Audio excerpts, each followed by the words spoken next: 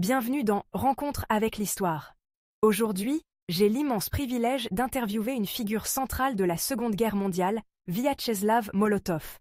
Monsieur Molotov, vous avez été le bras droit de Staline et le signataire du pacte germano-soviétique en 1939. Alors, tout le monde se pose la question. Comment un pacte entre l'URSS et l'Allemagne nazie a-t-il pu voir le jour? Ah, vous savez, l'histoire aime les paradoxes. Ce pacte a surpris le monde entier, mais pour nous, au Kremlin, c'était simplement de la réalpolitik. Staline, Hitler et moi savions que le conflit était inévitable. Mais en 1939, nous avions besoin de temps. Hitler aussi. Chacun a fait le calcul. Cette photo de vous signant l'accord avec Ribbentrop sous les yeux de Staline est devenue légendaire. Pourtant, il paraît qu'elle a été effacée après 1941. Oh oui, Staline a veillé à gommer cette image de l'histoire après la rupture avec les nazis, comme quoi, même nous avons nos petites retouches. Mais à l'époque, cette photo était un symbole, deux ennemis idéologiques, côte à côte. Un choc pour le monde. Le pacte cachait un protocole secret et l'URSS a nié son existence jusqu'en 1991. Vous avez même, à plusieurs reprises, affirmé que c'était des fadaises. Évidemment, admettre ce protocole, c'était exposer notre véritable objectif, le partage de l'Europe de l'Est. Nous ne pouvions pas risquer ça en pleine guerre froide.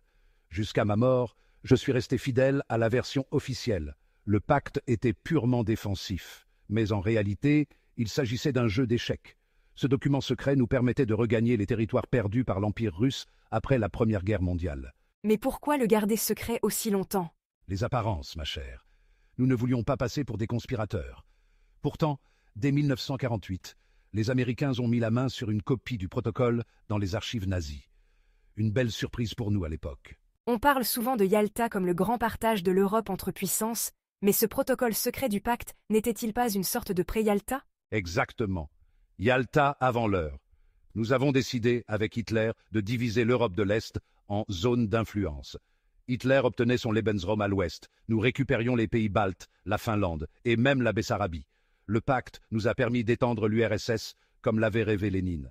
D'où l'idée d'une collaboration commerciale entre les deux puissances. Oui, le pacte prévoyait l'échange de machines industrielles contre nos matières premières. Le blé, le pétrole, le charbon, tout ce dont l'Allemagne avait besoin pour son industrie de guerre. En échange, nous avons modernisé notre économie avec leurs machines-outils. Ce fut un accord gagnant-gagnant, jusqu'à Barbarossa. Le 1er septembre 1939, la Wehrmacht envahit la Pologne. 17 jours plus tard, l'armée rouge prend l'est du pays. Quelle a été votre réaction à ce moment-là? Ce fut un grand jour pour nous. L'Allemagne et l'URSS étaient enfin passés à l'action. La Pologne, coincée entre deux feux, ne pouvait rien faire. D'ailleurs, savez-vous que la Gestapo et le NKVD ont travaillé main dans la main pendant cette période? Ah bon? La Gestapo et le NKVD, main dans la main? Absolument. Un peu plus tard, des dissidents politiques ont été échangés entre nos deux pays. Des Russes anticommunistes contre des antifascistes allemands. C'était une étrange collaboration, mais efficace pour réprimer la résistance. Comment expliquer cette paix entre deux idéologies si opposées? Ah, c'est là toute la magie de la diplomatie. Nous nous détestions, c'est certain. Hitler n'a jamais cessé de mépriser le bolchevisme, et Staline le haïssait tout autant. Mais pour nous, c'était un mariage de convenance. Le vrai objectif? Gagner du temps pour renforcer l'URSS et préparer notre armée. Certains historiens affirment que c'est l'humiliation de Munich en 1938 qui a poussé Staline à se rapprocher de l'Allemagne nazie. Que pouvez-vous nous dire là-dessus? Munich, une trahison pure et simple. Nous n'avions même pas été invités aux négociations. Staline était furieux, se sentant isolé par les Occidentaux. Il a compris que la France et l'Angleterre n'étaient pas fiables. Alors, que faire? S'allier avec le diable pour protéger nos intérêts. En signant ce pacte, Staline espérait-il vraiment une guerre entre l'Allemagne et l'Occident pour mieux tirer son épingle du jeu? Staline était pragmatique. Il savait que la guerre était inévitable et il voulait que l'URSS en sorte plus forte. Nous avons profité du chaos en Europe pour renforcer notre influence.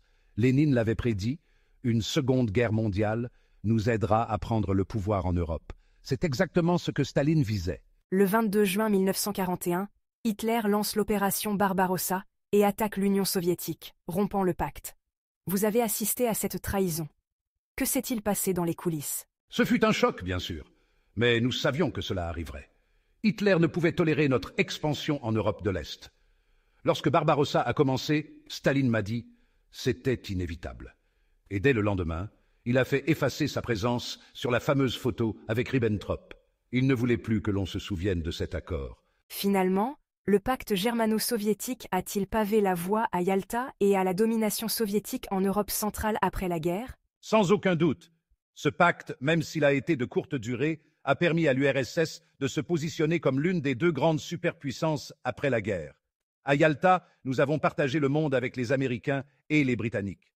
En fin de compte, nous avons récupéré les territoires perdus, et davantage. Merci beaucoup, Monsieur Molotov, pour ces révélations fascinantes sur les coulisses du pacte germano-soviétique. Vous avez éclairé un chapitre crucial de notre histoire avec une franchise rare. Le plaisir est pour moi. L'histoire est un jeu d'échecs. À vous de bien positionner vos pièces. Voilà, chers spectateurs, cette interview exclusive avec Vyacheslav Molotov touche à sa fin. N'oubliez pas de liker cette vidéo si elle vous a plu et de vous abonner pour ne pas manquer nos prochaines interviews avec d'autres grandes figures historiques. Aujourd'hui, nous avons levé le voile sur un pacte controversé qui a redéfini les alliances et bouleversé le cours de la Seconde Guerre mondiale. Merci encore à Monsieur Molotov pour son témoignage.